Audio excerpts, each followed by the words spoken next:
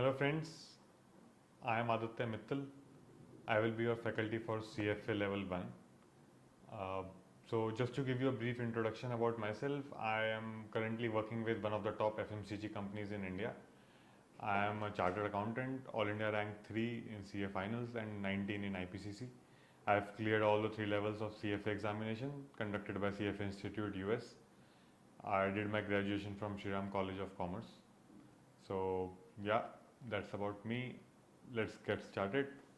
So friends, we are discussing one of the topics in CFA level 1 in today's class, which is corporate issuers. ये corporate issuers is one of the subjects out of 10 subjects that you have in level 1. Corporate issuers का आपका weightage is around 6 to 9%. So it's a small topic, not very lengthy. It's like derivatives, easy to score. इसमें basically corporate इश्यूर्स का आपको पहले fundamentals आपको मैं थोड़ा बताता हूँ कि इसमें हम लोग क्या करेंगे. So this is something which is very important to know. Let me tell you, this is important. As a finance professional, you should know the things that are being talked about in this topic, which is nothing but the basics of a corporate or any type of corporate structure basically. So there are different types of structures. तो corporate कैसे work करता है, उसमें किस किस type की companies या partnerships या कैसे बनती हैं, उनकी क्या रिक्वायरमेंट्स होती हैं. तो we will be studying all that. Let me note down and you can also note down with me what will be the topics, key topics in this subject. So first will be different types of corporate structures.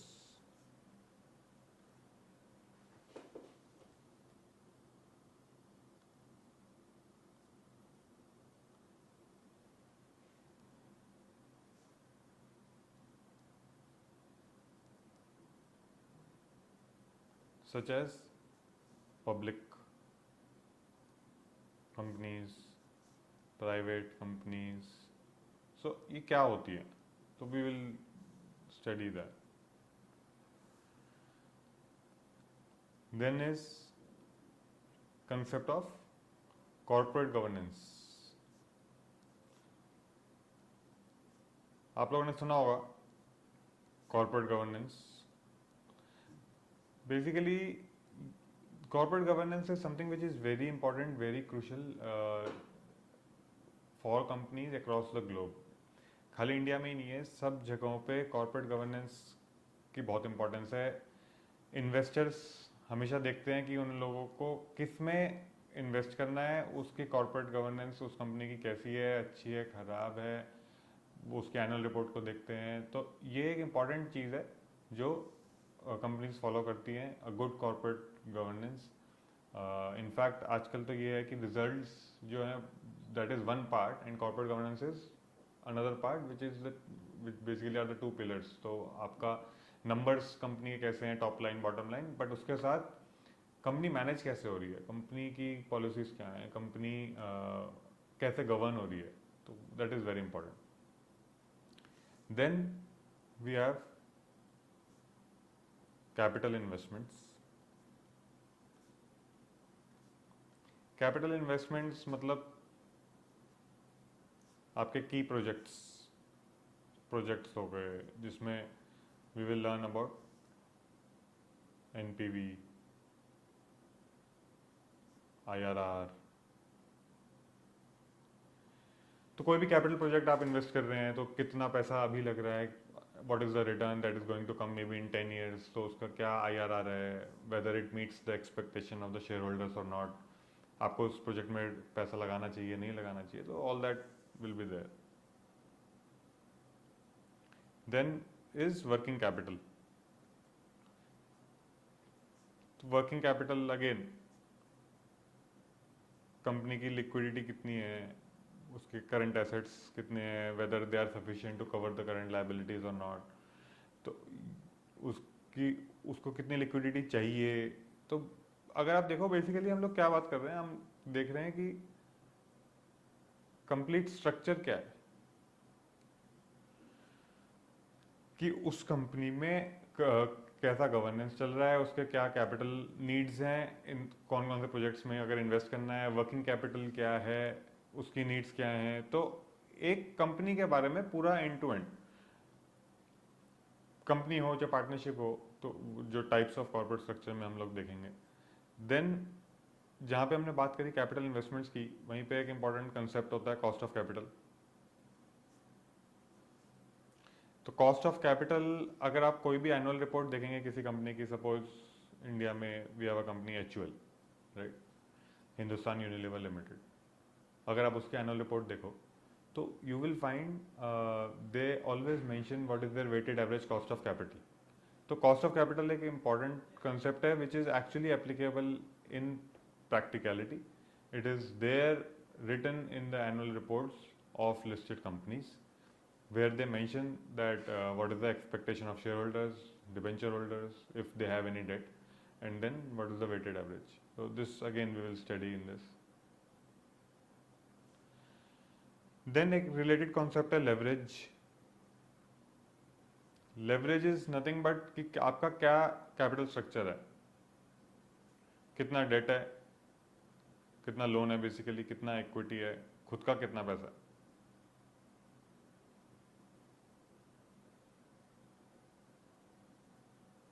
कुछ companies highly leverage होती हैं, right, तो उसमें date बहुत ज़्यादा होता है, तो उससे क्या रिस्क हैं, उसमें क्या एडवांटेजेस हैं, तो all this we will study in this concept. तो लार्जली ये टॉपिक्स हैं। So today let us start with some basics of corporate issuers where we will discuss about business structures, what are the types of business structure, किस किस तरीके से, जैसे मैं कह रहा था पार्टनरशिप हो गया, कंपनीज हैं, तो क्या क्या है टोटल में, बिजनेस स्ट्रक्चर क्या है बेसिकली। पहले बिजनेस स्ट्रक्चर, सिंपल टर्म्स में structure of a business, right, कोई भी आप बिजनेस रन कर रहे हैं उसको कैसे स्ट्रक्चर किया हुआ है इन टर्म्स ऑफ, अगर पार्टनरशिप है, पार्टनर्स हैं, शेयर होल्डर्स हैं, किसकी कितनी लाइबिलिटी है, कौन सी चीज़ कितनी आप एक्सपेंड कर सकते हैं, क्या लिमिटेशंस हैं। तो इसमें हम लोग कुछ चीज़ें डिस्कस करेंगे which is, one is relationship between owners and operators of business. जो ओनर है और जो फाइनली बिजनेस चला रहा है उसमें आपस में क्या रिलेशनशिप है। ओनर्स की लायबिलिटी किसी भी क्लेम को लेके, डेट को लेके लिमिटेड है, अनलिमिटेड है।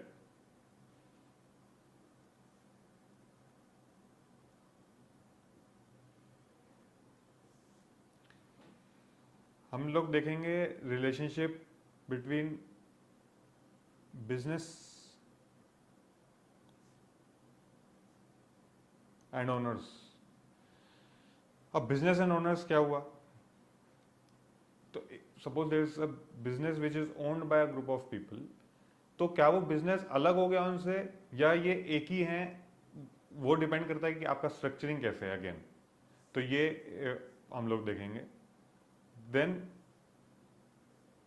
टैक्स का क्या ट्रीटमेंट है, जो भी बिजनेस है उसके प्रॉफिट्स का क्या ट्रीटमेंट है, अगर कोई विड्रॉल हो रहे हैं तो उसका क्या ट्रीटमेंट होगा। तो tax treatment of the profits from business.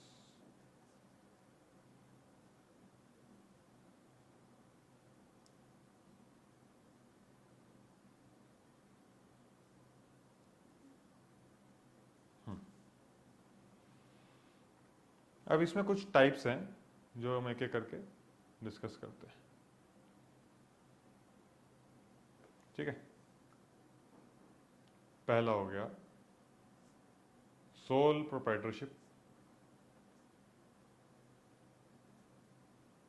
Sole proprietorship आप लोगों ने सुना होगा, एक सिंगल पर्सन जो बिजनेस चला रहा है उसकी, अब उस केस में क्या होगा, उस केस में एक बंदा है, वन इंडिविजुअल,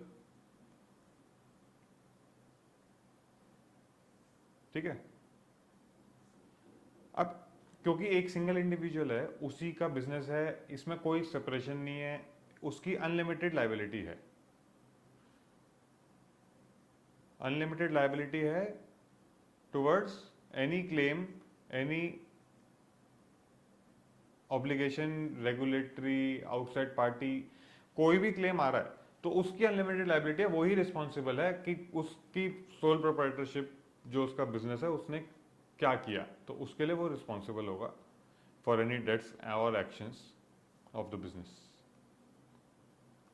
इसमें उसको क्या इशू आएगा, इसका एक लिमिटेड स्केल हो सकता है, तो थोड़ा छोटी लेवल पे अगर ऑपरेट कर रहे हैं तो sole proprietorship is a good option.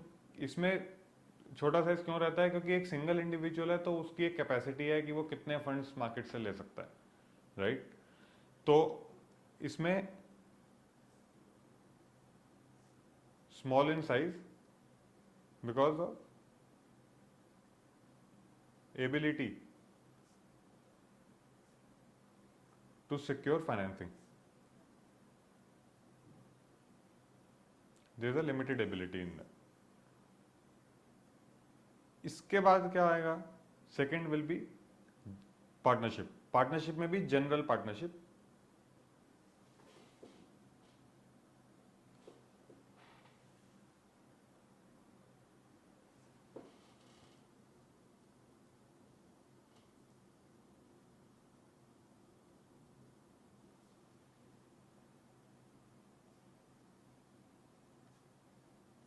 General partnership क्या हो गई, जिसमें टू या टू से ज्यादा, टू और मोर पार्टनर्स हैं,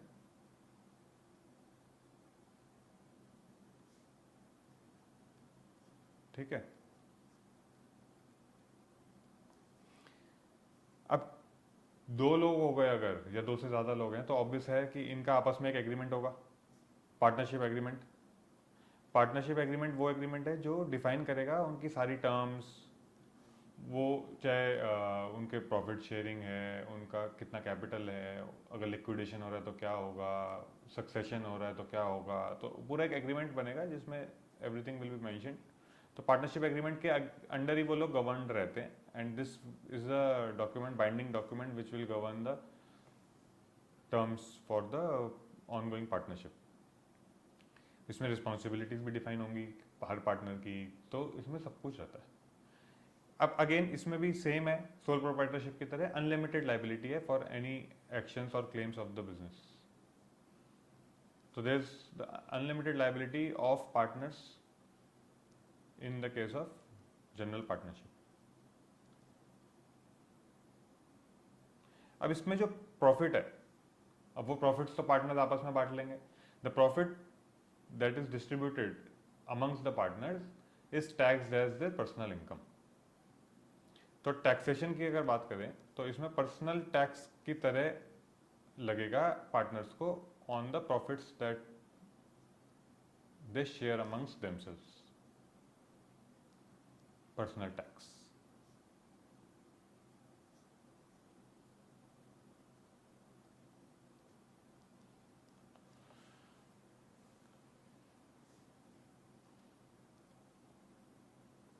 Then we have third type, which is limited partnership.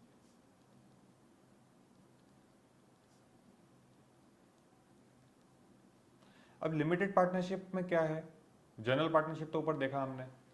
Limited partnership में ऐसा होगा कि आपके कुछ पार्टनर्स जनरल पार्टनर होंगे, कुछ पार्टनर्स लिमिटेड पार्टनर्स होंगे, ठीक है। तो जनरल पार्टनर्स कौन होंगे और लिमिटेड पार्टनर्स कौन होंगे और उनका क्या काम होगा। तो जनरल पार्टनर्स वो हैं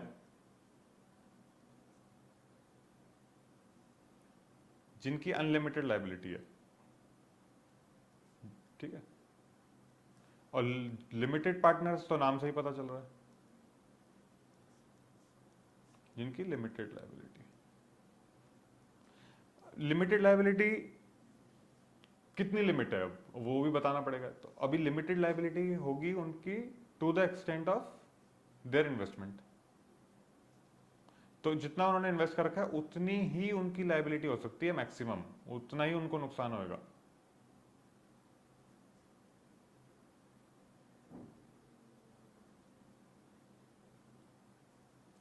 ठीक है। अब इसमें होगा क्या कि जनरल पार्टनर्स जो होते हैं,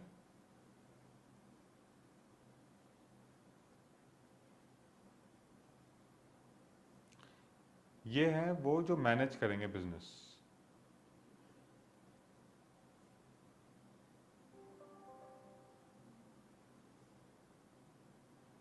तो इनको प्रॉफिट में हिस्सा भी ज्यादा मिलेगा, ठीक है। और लिमिटेड पार्टनर्स डेली ऑपरेशंस में वो मैनेज नहीं करेंगे, उनको इसलिए प्रॉफिट भी अपनी इन्वेस्टमेंट्स के प्रोपोर्शनेट ही मिलेगा। Profits proportionate to investment, and इनको हायर प्रॉफिट्स मिलेंगे। तो अगेन इनका एक पार्टनरशिप डीड होगा, उसमें सब कुछ डिफाइंड रहेगा, बट इन जनरल इनके प्रॉफिट ज़्यादा होंगे इनकी, क्योंकि लाइबिलिटी भी अनलिमिटेड है, तो obviously higher risk higher gain, right. तो वो ऐसा चलेगा इसमें। अच्छा, अब एग्जांपल की बात करें अगर, कि इसमें ऐसे कौन सी कंपनी या ऐसा कौन से ऑर्गेनाइजेशंस हैं जो लिमिटेड पार्टनरशिप के अंडर ऑपरेट करते हैं। तो we have private equity funds, PE funds, hedge funds. ये उस टाइप के फंड्स हैं जिसमें आपका लिमिटेड पार्टनरशिप रहती है। कुछ जनरल पार्टनर होते हैं, वो लोग की लाइबिलिटी भी अनलिमिटेड है, प्रॉफिट्स भी ज़्यादा हैं। कुछ लिमिटेड है पार्टनर्स जिनका limited liability to the extent of their investment, और उनको अपने प्रॉफिट्स भी इन्वेस्टमेंट के प्रोपोर्शनेट ही मिलते हैं। Then we have fourth type, जो आप लोगों ने सबने सुना वही है, कॉरपोरेशन या लिमिटेड कंपनी।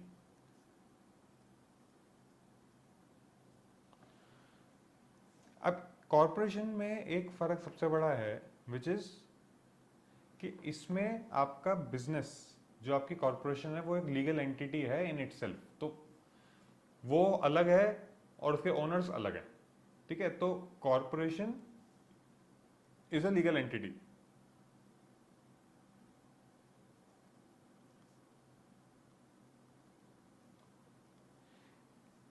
ये लीगल एंटिटी है, अब अलग से ऑपरेट करती है, इसका अपना रजिस्ट्रेशन है। ये बेसिकली दोनों से अलग है, ये हम जो ओनर्स हैं और जो मैनेजर्स हैं, उन दोनों से अलग है। अब ओनर्स कौन है और मैनेजर्स कौन है? ओनर्स हो गए जो शेयर होल्डर हैं, जिसे कहते हैं कंपनी का मालिक। These are the people who have bought or invested in the company, bought their shares, and they are called the owners. Managers हैं like board of directors. These board of directors are the people who are actually overseeing the operations of the company, right? So these are the people who are managing the company. Then we have shareholders who are the owners, and corporation itself is a legal entity which is separate from both of them. Corporation, since it is separate from both of them, so the owners have a limited liability. They have limited liability means they have bought the shares at max. What can happen is उनका share का price zero हो जाएगा, तो उनका maximum liability तो उनकी investment ही है, right. तो उनकी लिमिटेड लाइबिलिटी है। As compare to, if you remember, अभी हमने डिस्कस किया सोल प्रोप्राइटरशिप में एक इंसान है, उसकी एक लिमिटेड कैपेबिलिटी है to raise the funds, Opposite is the corporation. इसमें they have a higher capability to raise funds, right?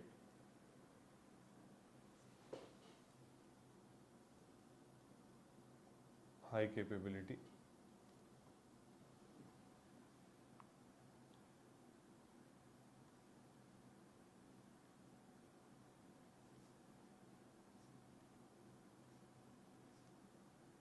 To raise funds.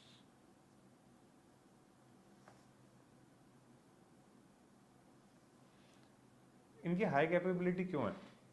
सी, इनके पास दोनों ऑप्शन है. अब एक हो गया ओनर्स जिन्होंने पैसा लगाया, तो that is the equity of the company. Then they can also borrow, which is the debt, which you are discussing as a concept of leverage. कितना डेट है, कितना इक्विटी है, तो they have the access to both the sources, and then as a result they have a higher capability to raise more funds. तो इसमें अगर हम बात करें, इसमें हमारा दोनों आ जाता है, डेट एंड इक्विटी,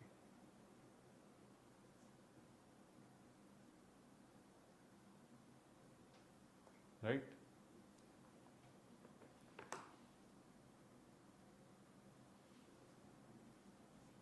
अब इसमें नेक्स्ट चीज जो है वो है कॉरपोरेशंस के ही सब टाइप्स.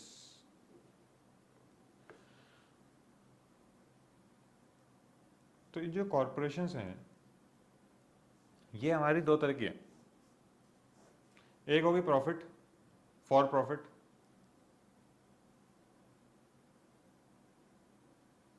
एक होगी नॉन प्रॉफिट.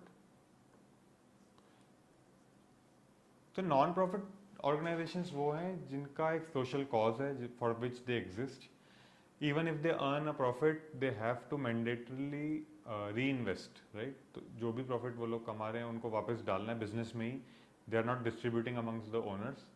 तो उनका अपना एक जो सोशल कॉज के लिए जो वो लोग एक एंटिटी क्रिएट की है, वो उसी पर्पस के लिए एग्जिस्ट करते हैं, उसी पर्पस को अचीव करते हैं. And even if they earn a profit, it's not like कि नॉन प्रॉफिट का मतलब प्रॉफिट ही नहीं होगा. प्रॉफिट अगर हो भी रहा है तो वो वापस उसी कॉज में री इन्वेस्ट हो जाएगा.